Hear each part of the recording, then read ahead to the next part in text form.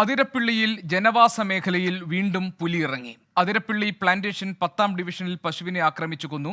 അജീഷ് ജയകുമാർ തൃശൂരിൽ നിന്ന് വിവരങ്ങൾ നൽകാനുണ്ട്. അജീഷ്, ഇത് എപ്പോഴാണ് അതിരപ്പിള്ളിയിലെ ജനവാസ മേഖലയിൽ പുലിയുടെ സാന്നിധ്യം വീണ്ടും കണ്ടത്? നാട്ടുകാർ നേരിട്ട് കണ്ടോ അതോ ഈ പശുവിനെ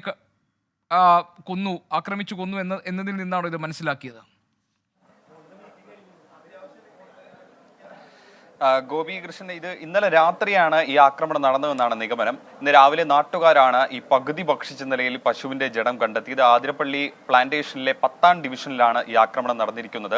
10ാം ഡിവിഷനിലുള്ള സാമിന്റെ വളർത്തു പശുവിനെയാണ് ആക്രമിച്ച് പുലി കൊലപ്പെടുത്തിയിട്ടുള്ളത്. ഇവിടെ ഈ പുലിയുടെ ആക്രമണവും കാട്ടാന ശല്യവുമൊക്കെ ഇടയ്ക്കിടയ്ക്ക് ഉണ്ടാകുന്ന ഒരു പ്രദേശമാണ് ആതിരപ്പള്ളിയിലെ ഈ പ്ലാന്റേഷൻ പ്രദേശം. കഴിഞ്ഞ ദിവസം ഒരു കാട്ടാനയുടെ ജഡം കണ്ടെത്തിയതും ഈ മേഖലയിലാണ്. അവിടെ തന്നെയാണ് ഈ പശുവിനെയും കൊലപ്പെടുത്തിയ രീതിയിൽ കണ്ടെത്തിയത്.